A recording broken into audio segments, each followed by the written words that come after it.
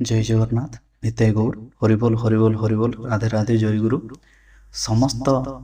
श्रोता मानक ये जो भागवत रस पिपासु करदेवा जो भगवानंकर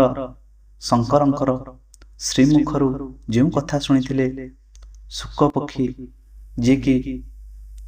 परवर्ती अवस्था शुकदेव गोस्वामी नाम नामित से प्रभुंकर लीला कथा को कही परीक्षित महाराज आगे ये जो सुख उवाच परीक्षित उवाच भितर देकरी आमे समस्त जो भागवतर तत्व को कथा को जानी पारुछे जहाँकि भगवान आशीर्वाद आम ऊपर रही तेणु आसते भागवत पाठ भितर को प्रवेश करवा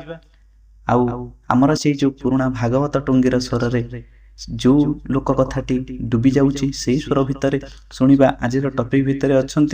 जो प्रचेतस तांकर से जो भाई माने जो 10 भाई से माने केउ भलिया षडरिप को दमन करथिले केउ भलिया भाबरे समुद्र भितर बुड़ी रही जो ध्यान करथिले प्रचेतसंकर कथा शुणिबा तेणु आज टपिक गोटे बहुत भल विषय कहीदेले तो भल लगे आप शुणु निश्चिंत भाव जानवे आउ ग्रामांचल से जो बुढ़ा बुढ़ी मैंने शुणी पारना भागवत टिके तेणु भागवतटा ही आम जब कान पकईबा ताहले आम उद्धार हो पार प्रभुंर लीलामृत कथा ये अच्छी तेणु आसतु काल विलम्ब नक गुरु गोविंद चरण कमल को ध्यान कर राधाकांत चरणारविंदर निजर मत को समर्पण कर भागवत कथा भर प्रवेश कर नारायणं नमस्कृत्यं नरं चैव नरोत्तमं देवीं सरस्वतीं व्यासं ततो जयमुदीरये मूकं करोति वाचालं पङ्गुं लङ्घयेत् गिरिं यत्कृपातमहं वन्दे परमानन्दमाधवं मुनिगमकल्पतरुर्गलितं कलङ्कस्फुटादमृतद्रवसंयुक्तं पिबत भागवतं रसमालयं मुहुरहो रसिका भुवि भावुका।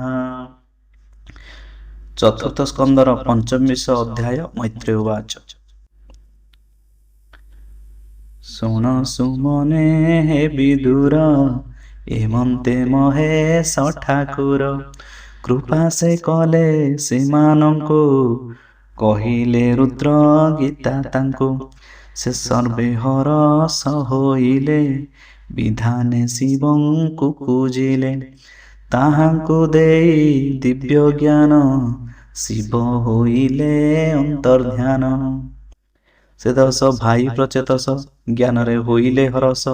बुढ़ीर समुद्र सलिले से घर तपस्या निश्चले अयुत संवत्सर शेष तप साधिले भाई 10 रहिले षड ऋतु मारी मन पवन हृदय धरि नित्य पढ़ंती रुद्र गीता तपे होइले उद्धरेता तदंते शुण हे विदुर से प्राचीन नुपवर राज्य करई अविवेक स्वभावे अज्ञानी कामुक ए कष्ट कर्म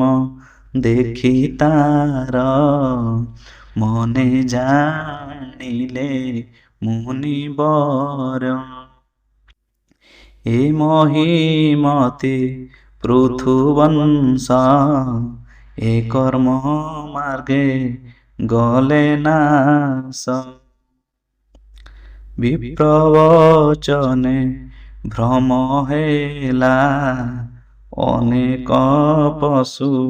बद्ध कला अदोषी जीव यज्ञ मारी जेतार नुहंती बैरी दुर्लभ जन्म कला नाश कर्मे होइला ज्ञान ध्वंस एमंते करी दया चित्ते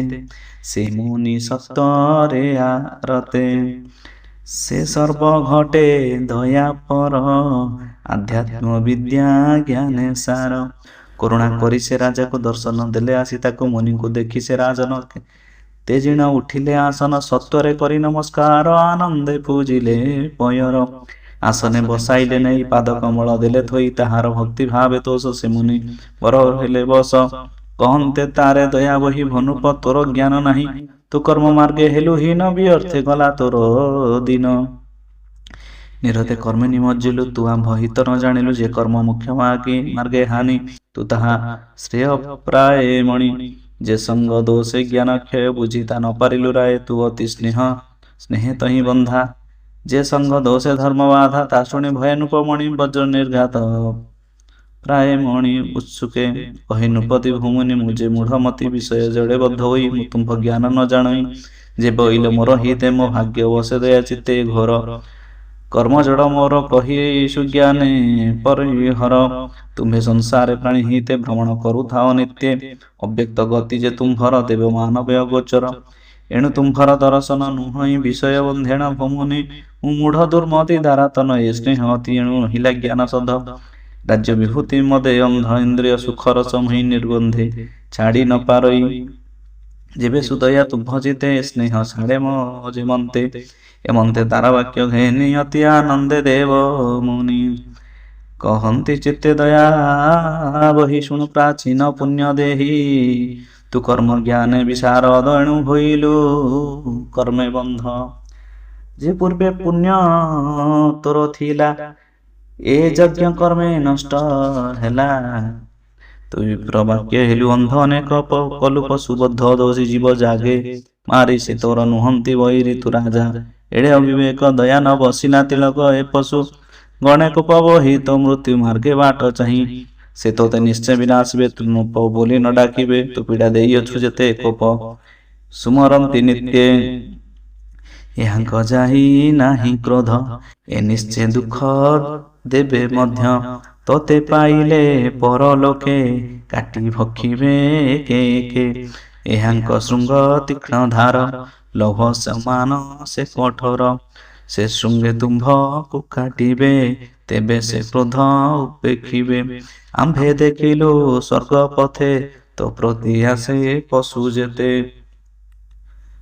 ଦଶନେ ଅଧ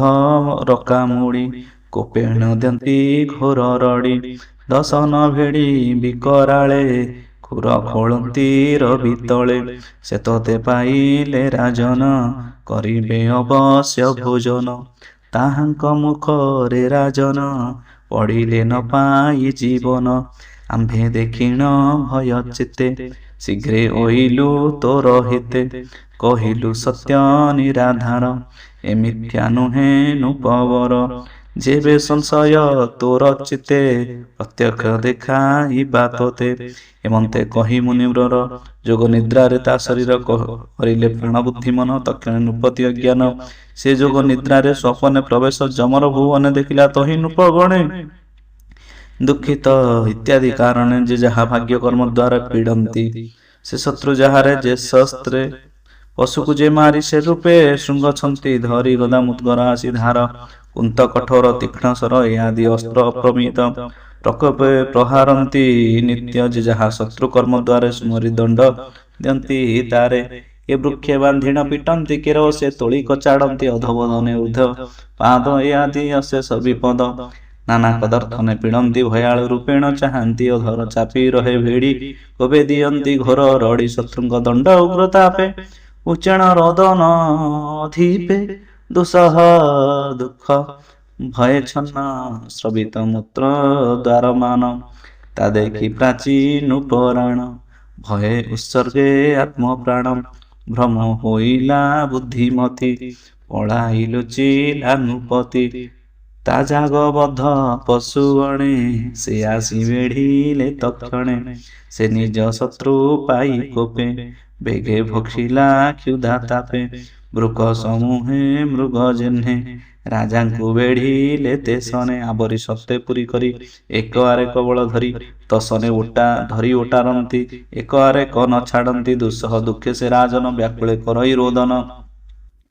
ନିର୍ଦ୍ଦୟେ ରୁଷ୍ଟ ପଶୁ ଗୁଣେ ମାଂସ ଭକ୍ଷନ୍ତି ଅନୁକ୍ଷଣ ଭକ୍ଷନ୍ତି ଅସ୍ଥି ଶେଷ ଯାଏ ଯାବତ କ୍ରୋଧ ଶାନ୍ତି ନହେ ତଦନ୍ତେ ଅନ୍ୟ ପଶୁମାନେ ସେ ବେଢ଼ି ଭକ୍ଷନ୍ତି ତକ୍ଷଣେ ମାୟାରେ ପୁନରପିକାଏ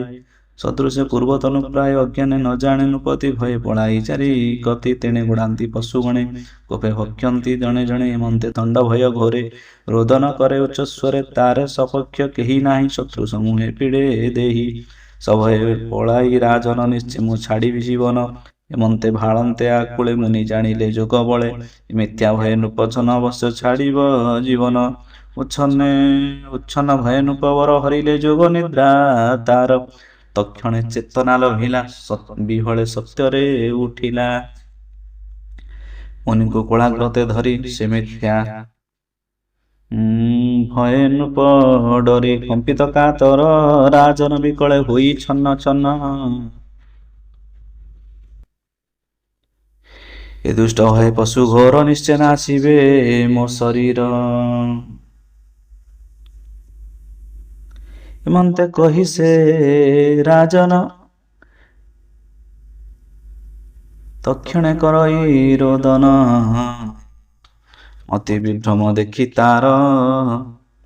କହିବ ଧିଲେ ମୁନିବର ମିଥ୍ୟା ଭୟ ତୁ ରାଜନ ବିୟର୍ତ୍ତେ ହେଉ ମୋହଛନ୍ନ ଏବେ ପ୍ରତ୍ୟକ୍ଷ ଦେଖରାଏ ନୟନ ଫେଡ଼ି ତୁ ନିର୍ଭୟ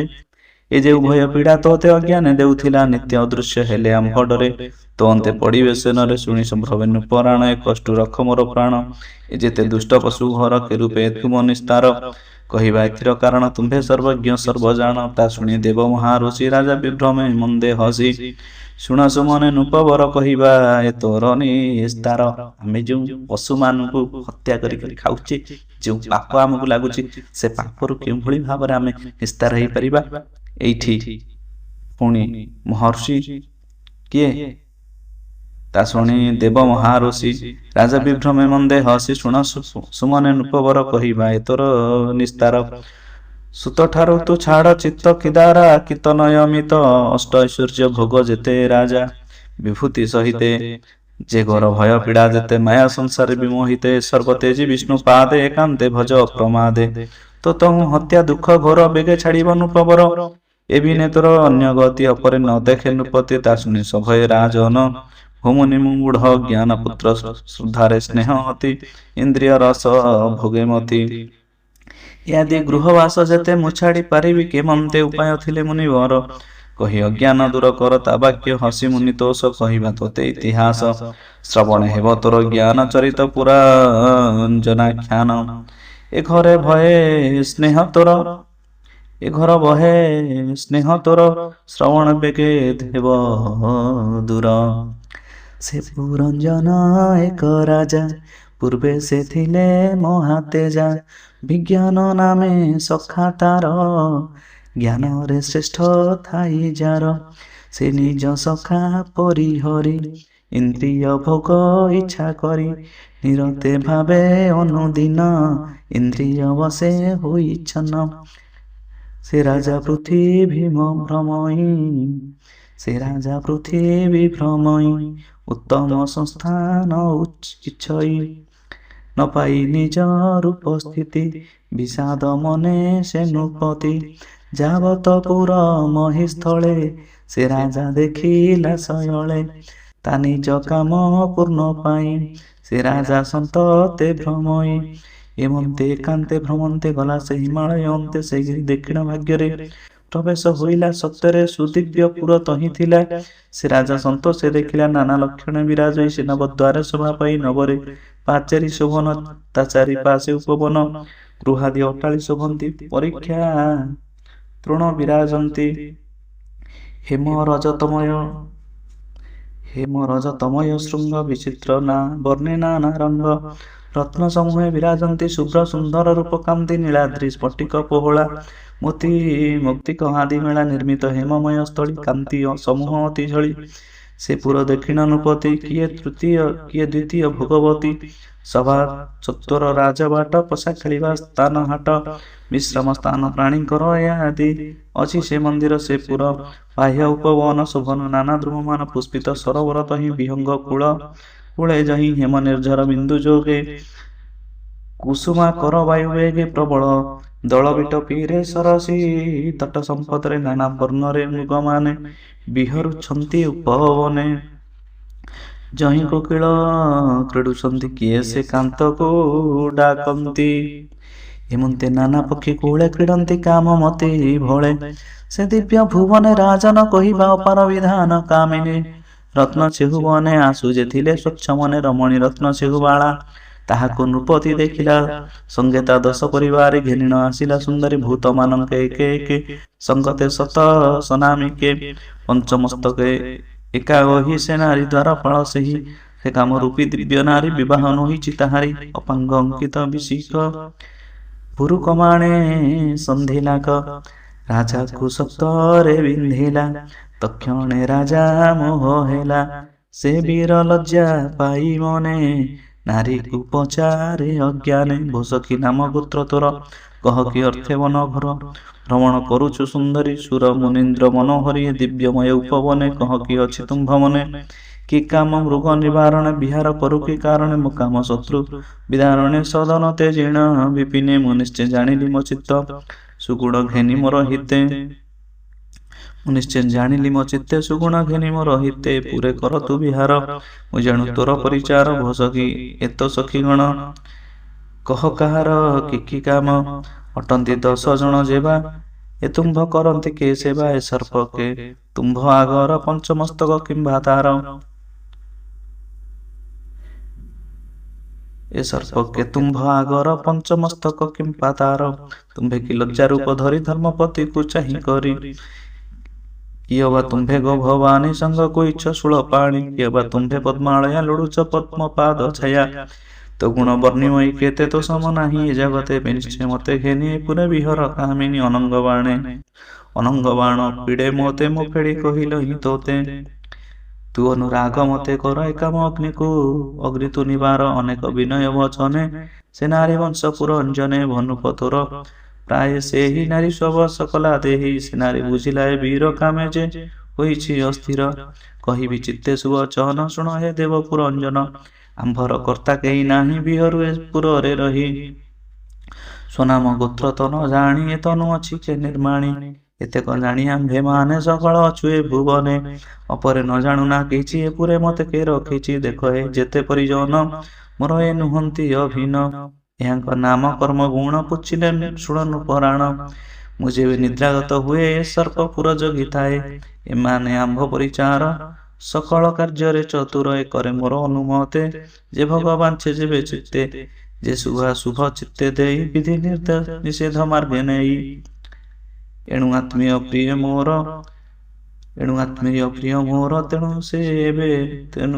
ତେଣୁ ଏ ସେବେ ନିରନ୍ତର ଏହାର ବେନି ପତ୍ନୀ ନାମ ପ୍ରଭୃତି ନିର୍ବୃତ୍ତି ରାଜନ ପ୍ରଭୃତି ପତ୍ନୀ ନାମ ଯାହାର ସେ ସେବେ ପ୍ରଭୃତ ଏ ମାର୍ଗର ନିବୃତ୍ତି ନାମେ ଯେ ଯୁବତୀ ସେ ଧର୍ମ ମାର୍ଗେ ସେବେ ପତି ଏବେ ନାରୀଙ୍କ କୁମର ସେ ସାଧୁ ଶିଳ ଦୁଷ୍ଟ ପର ଯେ ତେଜ ପ୍ରଭୃତି ନନ୍ଦନ କାମ କ୍ରୋଧ ଅଭିମାନ ଅଜ୍ଞାନ ଲୋଭ ମୋହ ହିଂସା ବିବାଦ ତର୍କ ମିଥ୍ୟା ଭାଷା ଅପରେ କହିବ ହିଁ କେତେ ଆଦି ପୁତ୍ର ଛନ୍ତି ଯେତେ ଏ ସର୍ବଧର୍ମର ବିବାଦୀ ପିତୃ ସେବନ୍ତି ନିରବଧି ଅଧର୍ମ ମାର୍ଗ ନିରନ୍ତର ସୁସେବା କରନ୍ତି ପିୟର ଯେ କାମ ଭୋଗ ତୁମ୍ଭ ଇଚ୍ଛା ଦେଇପାରିବେ ତୁମ୍ଭ ବାଞ୍ଛା ଏଣୁ ତୁମ୍ଭ ସଙ୍ଗେ ଥିବେ ସେବାଦି କର୍ମରେ ତୋଷିବେ ଏହାଙ୍କୁ କ୍ଷଣେ ନ ଛାଡ଼ିବ ଆମ୍ଭର ଯେତେ ଦୟା ଥିବ ଏ ଯେତେ ନିବୃତ୍ତି ନନ୍ଦନ ଦୟା ବିବେକ ଧର୍ମ ଜ୍ଞାନ କ୍ଷମା ସନ୍ତୋଷ ଧୀର ଶାନ୍ତି ଏ ଅନୁକ୍ରମେ ଯେତେ ଛନ୍ତି ଅଧର୍ମ ମାର୍ଗେ ଦାରୁଣ ବାଞ୍ଛତି ପିତାର ମରଣ ଏ ନିଶ୍ଚୟ ମାରି ନିଜ ତାତ ରଖିବେ ପିତାର ପିତାନ୍ତ ଏଣୁ ଏହାଙ୍କୁ ନତେ ଯିବ ଭୋଗାଦି ବାଞ୍ଛା ଯେବେ ହେବ ଏ ଦୁଷ୍ଟ ଅଜ୍ଞାନ ବିନାଶ ଭୋଗାଦି ନୁହେଁ ଏଣେ ତୋଷ ଯେ ପିତୃବଧେ ଛିଦ୍ର ବାଞ୍ଛା ତୁମ୍ଭେ ପାଇବ କାହିଁ ରକ୍ଷା ତୁମ୍ଭେ ନବୀନ ପୁରଞ୍ଜନ ନ ଜାଣ କେ ସାଧୁ ଦୁର୍ଜନ ଆମ୍ଭର କହିବା ଉଚିତ ତେଣୁ ଯେଣୁ ଆମ୍ଭର କାନ୍ତ ସ୍ୱାମୀ କପଟି ଯେତେ ନାରୀ ସେହିଟି ଅଜ୍ଞ ବ୍ୟଭିଚାରୀ ତୁମ୍ଭେ ଯେ ଭୋଗାଦି ସ୍ୱର ଇତ୍ୟାଦି ଭୋଗ ବାଞ୍ଛା କର ଏ ସର୍ବଭୋଗ ବିନାଶିବେ କାମାଦି ବାଞ୍ଛା ଏ ନ ଦେବେ ଏହାଙ୍କ ସଙ୍ଗରେ ରାଜ ନ ପଡ଼ି ହୋଇବ ଭାଗେ ହୀନ ଏପୁରେ ଭୋଗ ବାଞ୍ଛା ଯାର ଅଙ୍ଗେ ନହେ ନୃପବର ଏ ସଙ୍ଗେ ବେଗେ ପରିହର ନିଶ୍ଚିନ୍ତେ ପୁରେ ବିହର ଏବେ ଆମ୍ଭର ସଙ୍ଗେ ତୁମ୍ଭ ସୁକୃତ କରି ରହ ଦମ୍ଭ ଏବେ ଆମ୍ଭର ସଙ୍ଗେ ତୁମ୍ଭେ ସୁକୃତ କରି ରହ ଦମ୍ଭେ ସେ ନାରୀ ବାକ୍ୟ ନୃପମଣି ଅଜ୍ଞାନେ ମଜିଲେ ନ ଜାଣି ଅଧର୍ମ ମାର୍ଗେ ଚିତ୍ତ ଦେଲା। ସ୍ୱପର ଭେଦ ବୁଦ୍ଧି କଲା ତାହାର ବସିଗଲା ଦିନ। ଅଜ୍ଞାନୀ ପୁରୁଷେ ଯେ ସନ ବସକି ଯାବତ ଏ ପୁରେ ଥିବି ତ ଆଜ୍ଞା ଅନୁସାରେ ଶୁଣି ପ୍ରତ ସେ ସୁର ନାରୀ ରାଜାଙ୍କୁ ଘେନିଲା ଧରି। ଏ ନୃପ ଶୁଣ ପୁରଞ୍ଜନ ଏ ମୋର ଯେତେ ପରିଜନ ସୁସେବା କରିବେ ନିରତେ ଯେ ଭୋଗ ବାଞ୍ଛା ତୁମ୍ଭ ଚିତେ। ଏ ସଙ୍ଗେ ଆଣି ନିଯୋଗୀବେ ତୁମ୍ଭଙ୍କୁ କ୍ଷଣେ ନ ଛାଡ଼ିବେ। ରେବେ ପ୍ରବର୍ଦ୍ଧି ବଚନ ତତ୍ କହିଣ ତୋଷିଲା ରାଜନ ତ ବାକ୍ୟ ରାଜା ବିମୋହିତ କନ୍ଦୁକ ପ୍ରତିମା ଯେ ମନ୍ତ। ତାବଶେ ସ୍ତବେ ଚାଟୁବାଣୀ ଭୋକା ମାନଳ ଉଦ୍ଧରିଣୀ ପ୍ରମୋଦା କୂଳ ମଧ୍ୟ ସାର ତୋ ତୁଲେ ନାହିଁ ପଟାନ୍ତର ଭନାରୀ ରତ୍ନ ଶ୍ରୀମନ୍ତିନୀ କେ ତୁମ୍ଭ ପିୟର ଜନନୀ କହ ତାହାଙ୍କ ଗୁଣ ନାମ ଶ୍ରବଣେ ମୋର ନିସ୍ତାରଣ। ତା ବାକ୍ୟ ଶ୍ରବଣେ ପ୍ରତୋଷୀ ସେ ନାରୀ କହେ ମନ୍ଦେ ହସି ଶୁଣାଏ ଦେବ ପୁରଞ୍ଜନ। କହିବା ଯେ ପୂର୍ବ ବିଧାନ ଆମ୍ଭର କେବା ଦାନ୍ତ ମାତ ନ ଜାଣି ଜନ୍ମାଦି ଉଦନ୍ତ। ଏ ତୁମ୍ଭ ଆଦି ଦେହଧାରୀ ସଚରାଚର ଆଦି କରି ଈଶ୍ୱର ସ୍ୱଇଚ୍ଛା ବିହରେ ପ୍ରକୃତି ଭେଦେ ସୃଷ୍ଟି କରେ। ଏ ଘେନି କେ ଜାଣେ ତଦନ୍ତ ଏ ମାୟା ଜଡ଼େ ଯେ ଜଡ଼ିତ। ସ୍ୱନାମ ଗୋତ୍ରେ କିବା ଫଳ ମୋ ଭାଗ୍ୟ ତୁମ୍ଭେ ଯେ ମିଳିଲ। ଆଜ ମୋ ଭାଗ୍ୟ ଅଗୋଚର ଦେଖିଲି ନୟନେ ଗୋଚର। ଯାକୁ ଅଷ୍ଟାଙ୍ଗ ଯୋଗ ଧ୍ୟାନେ ଯୋଗୀ ଭାବନ୍ତି ଅନୁଦିନେ ଯେ ତୁମ୍ଭେ ମୋ ଭାଗ୍ୟ ଆଗତ ଏଣୁ ମୁଁ ମଣିଲି ଅଦ୍ଭୁତ। ଏପୁରେ କରିବା ବିଶ୍ରାମ ଭୁଞ୍ଜ ସ୍ୱଇଚ୍ଛା ସୁଖ କାମ। ମୁଁ ସର୍ବ ପୁଣି ନିଯୋଗୀବି ଏହାଙ୍କ ସଙ୍ଗେ ମୁଁ ସେବିବି ମୋ ସଙ୍ଗେ କର ରତି ଯୋଗ ଏ ଶତ ସମ୍ବତ୍ସର ଭୋଗ। ଏ ତୁମ୍ଭ ବିନା ଯିବା ଜନ କିରାତି କରେ ତା ସଙ୍ଗେଣ ସେ ଅପଣ୍ଡିତ ହୀନ ଦେହି ତାରାତି ରଙ୍ଗେ ଜ୍ଞାନ ନାହିଁ। ଯାହାର ଲୋକ ଚିନ୍ତା ନ ଜାଣେ କାଳର କରତା କେବଳ ପଶୁ ତୁଲ୍ୟ ସେହି ତା ସଙ୍ଗେ କେବା ବିଳସଇ। ଏପୁରେ ସର୍ବଧର୍ମ ସିଦ୍ଧି ଧର୍ମାର୍ଥ କାମ ମୁଖ୍ୟ ଆଦି ପୁତ୍ର ଆନନ୍ଦ ସୁଖ ଯଶ। ଏପୁରେ ସର୍ବପ୍ରକାଶ ଯେ ଲୋକେ ନିର୍ମଳ ବିଶୋକ ଯାକୁ ଭାବନ୍ତି ଜ୍ଞାନୀ ଲୋକ ଯେ ଲୋକେ ଏଥି ସାଥି ପାଇ ଏଣୁ ଏ ପୁର ସୁଖମୟୀ ପିତୃଦେବତା ମହାରଷି ସୁଖ ଲଭନ୍ତି ଯହିଁ ଆସି ଭାବେ ଗୃହସ୍ଥ ଆଶ୍ରମ ରଖଇ ସର୍ବଲୋକ ଧର୍ମ। ଏଣୁ ଏ ପୁରେ କର୍ମେ ଥାଇ ଯେ ଭୋଗ ବାଞ୍ଛା ନ ଇଚ୍ଛଇ।